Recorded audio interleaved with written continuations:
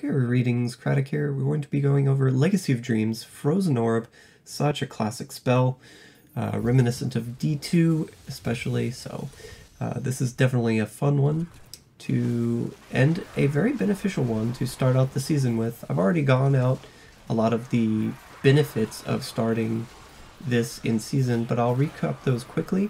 Legacy of Dreams is going to be a lot smoother and gives a lot of quality of life, so you're able to fit in the Broken Crown, both the Oculus Ring and the Avarice Band is really nice. You have the Stoner Jordan here, letting you basically put whatever element you want as long as it matches up on gear, so that's great for early season start.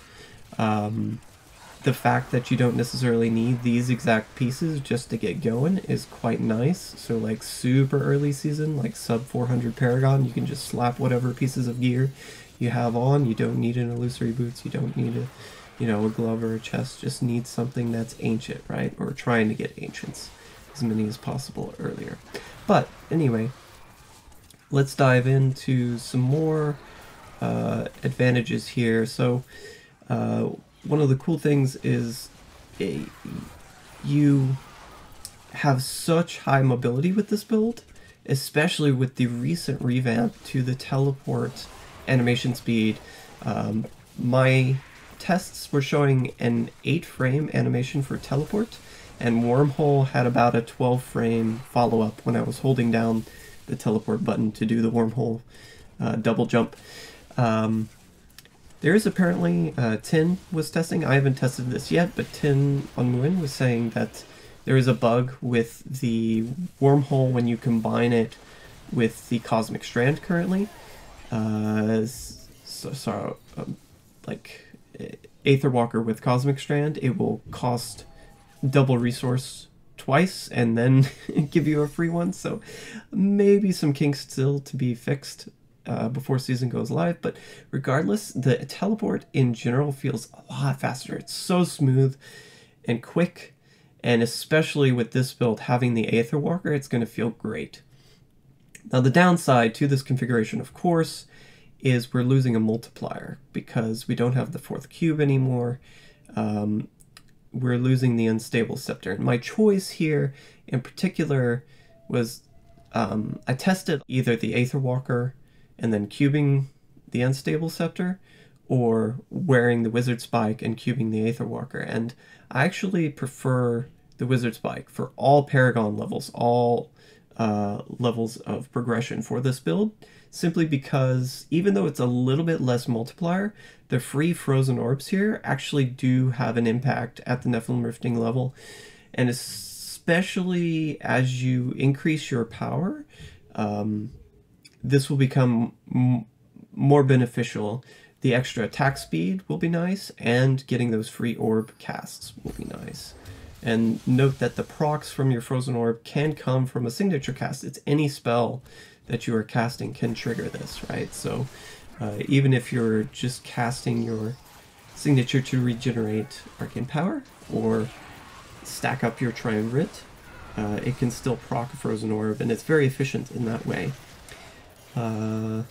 So let's get into some of the multipliers with this build. Starting out, when you're progressing, earlier on, like 600 Paragon, you are not going to be able to do T16 with this build. You will do up to T15 probably, which is why I featured a T15 run, but it can do T16 later in season. So if you want to spec it out, these are the options. First configuration I'm going to present is with the St. Archu's Gauge.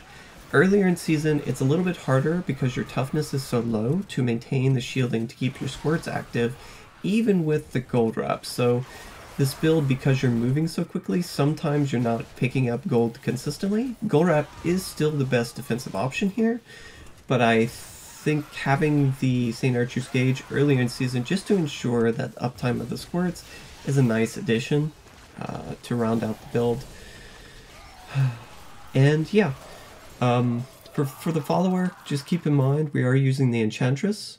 For this configuration, you're going to be combining the Sage's set and the Cain set with the Gloves of Worship and you need the ringer or grinder on the follower and the Avarice Band. You can also wear the Avarice Band on your character instead of the Oculus Ring.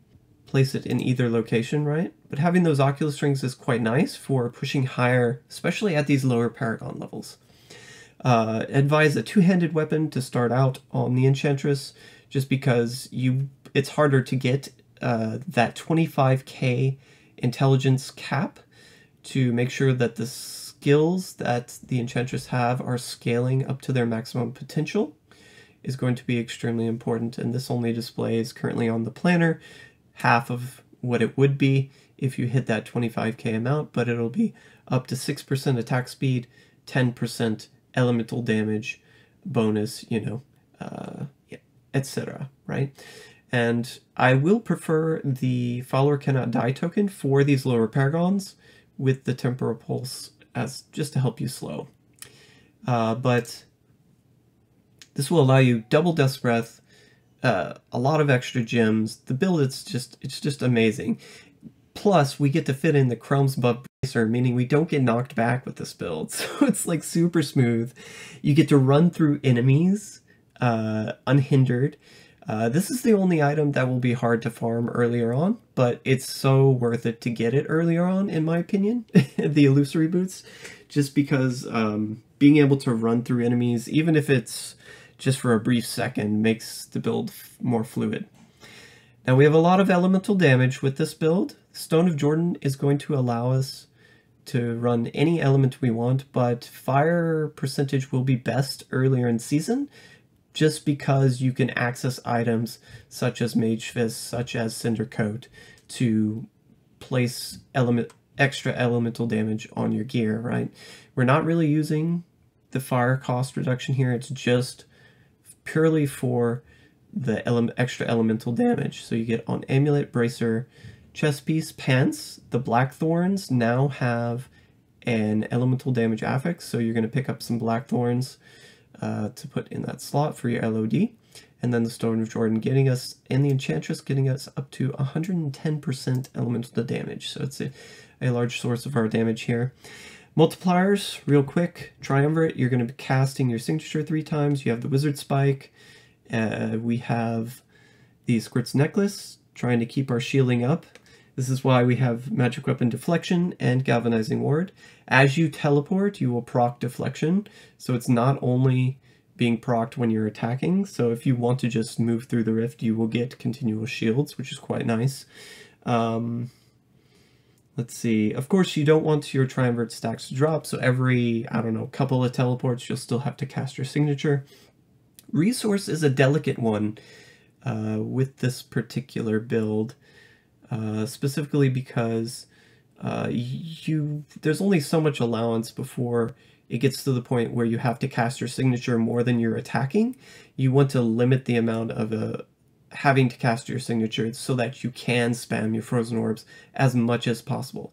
This is why we put resource cost reduction on the shoulder piece, a topaz in the helmet, and earlier on in season we're going to run resource on the weapon. Later in season you won't need that, but earlier that's what we're going to do. And if you're asking like why we would need the Shema del Seer for resource, I think the answer is because it also increases the attack speed of your signature spells. It makes the build more fluid because of the attack speed. We're going to run Arcanaut on the skill bar because there's really no other skill that's going to be more beneficial here. And this also allows us to not have to place the Astral Presence on the bar for that extra regen there. We can just go Audacity for some increased damage. And you may think historically it's a range setup, Frozen Orb has been, because you get those explosions at range. Well, we're not running the doubled explosions from the Unstable Scepter here. We're running the Wizard Spike. So we can go a melee Frozen Orb setup, and, you know, it's super easy because you can just teleport right next to the Elite, or the yellow or whatever, and then you get your extra damage from that. Trapped is always procced from the cold effect, so even when you're hitting enemies at range, you will benefit from Trapped because the chill from the slow effect from Frozen Orb applies before the damage instance. So every amount of your damage benefits from Trapped. That's why we put Trapped in the build. We have the Legacy of Dreams gem, of course, giving us that multiplier. Ancient items are going to be preferred, but not necessarily required. So if you have a really well-rolled item, such as an amulet or a ring, oftentimes those, like especially when you're getting to a higher count of ancients, closer into 10 ancients plus, you can definitely keep some items non-ancient, and you're not going to be sacrificing so much damage. Defensively, we still need to put a few things. Even though we have the gold wrap, we still need a little bit of toughness to help us generate those larger shield stacks. So I'm advising Vite gems in the armor, life percent on the shoulder, belt, etc. And a little bit into Paragon, like your first 100 Paragon points, just dump those into Vite. The Halo of Carini, toughness, also a big part of our toughness. Skill damage wise, you can keep Arcane Orb damage on the source. If you happen to get a Vitality here instead earlier in season, that might be okay. So I'll actually just go ahead and change that right now, because it's unlikely you'll get a source as great as that earlier in season. Anyway, Arcane Orb on the boots and helm as soon as you can get it, especially because your damage increased by skills category is not very saturated here. So this is adding in with your skill damage, meaning the skill damage is more beneficial because we don't have a highly saturated pool there. Illusionist for the movement speed, going to be really nice for picking up items, clicking doors, XP pools, etc. The extra movement speed from your Boon of the Hoarder is also going to be nice to get around. Power of the Storm for extra resource cost reduction, also forgot to mention that. And we're running Piercing Orb here because it's one of the highest proc coefficient skills. It does cast a little bit slower in FBA as compared to, say, Magic Missile, but especially at lower paragons, this is going to be the smoothest option, in my opinion. It pierces, it hits enemies, returns a lot of Arcane Power on crit, so this will keep your Arcane Power pool up and ready. And yeah, other than that, we're running a lot of attack speed in this build. Weapon, both rings, and the dagger, of course, giving us that nice 1.5 base attacks per second, and attack speed as well. Should get you a reasonably high 2.2, including the Enchantress's 6%.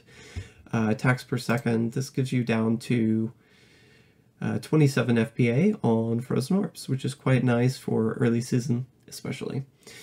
And circling back to the Boon of the Hoarder, gold is going to be very important for this build. You want to farm a lot of gold in Nephilim Rifts, so any items that you can find that have gold find on them and get that affix is quite nice.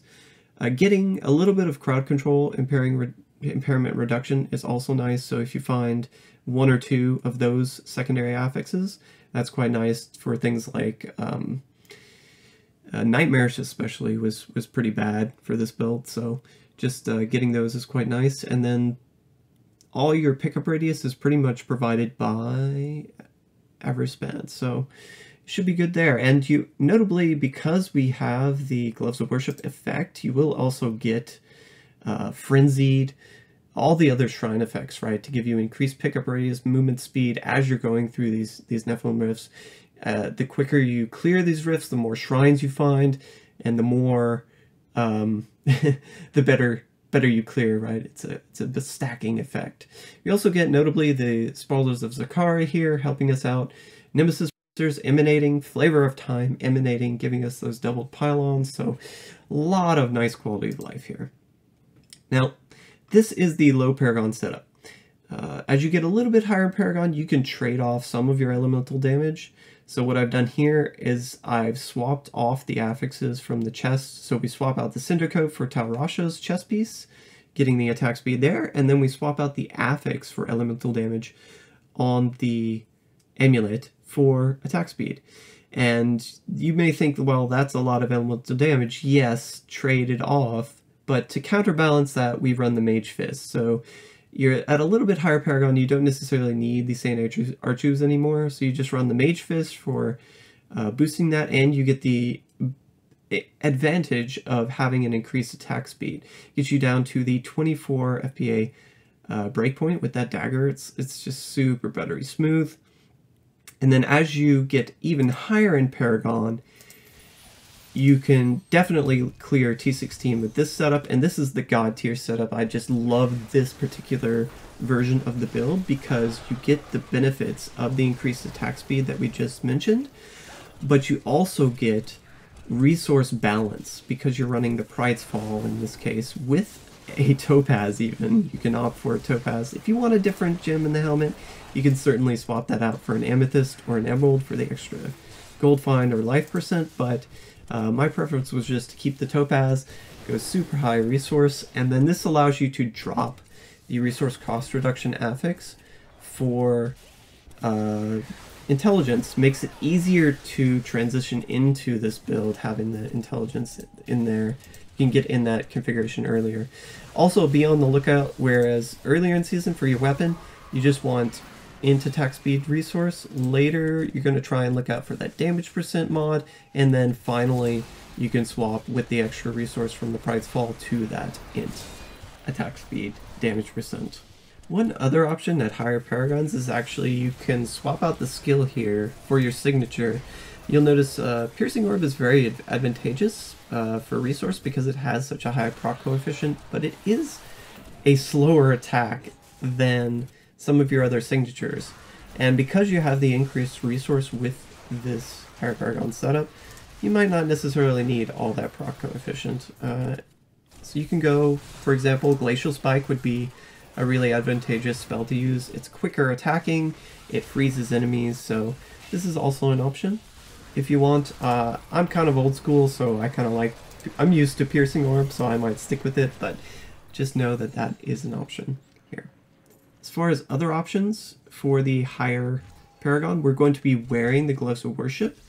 Earlier in season, getting an Ancient Gloves of Worship is really hard to do because this is a bounty item, of course.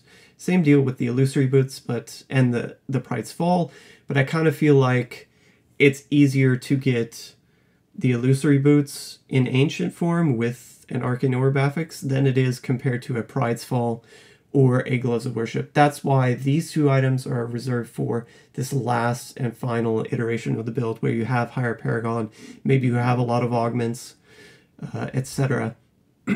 Notably, this configuration means you aren't wearing the Broken Crown, so for our Enchantress setup, we're going to switch around some of the items. We're going to wear the Cain's Glove instead, and then wear the Broken Crown on the follower.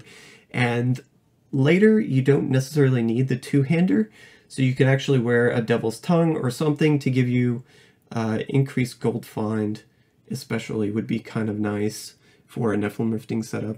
Anyways, that's my take on this build. Oh yeah, the Enchantress also, later in Paragons, can actually survive on her own without the follower does not die token. So if you want to, you can opt for the gains access to all skills. Not that you need it for this this build, but it is an option. And then you would just spec her out with a lot of vitality, a lot of life percent, in addition to her attack speed and int, right? So just getting her as tough as possible. She can benefit, I think, from the Mutilation Guard and the Esoteric, so you can level those up and put it on her as well. Anyways, and that is an overview of the Legacy of Dreams Frozen Orb setup. Super fun build, going to be extremely quick for clearing Nephilim Rifts once you spec it out. And that's the rub, is that it takes a while to gear out. But once you get there, once you get to that point, it's just, oh, it's so nice to play. I hope you enjoyed this one, and thank you very much.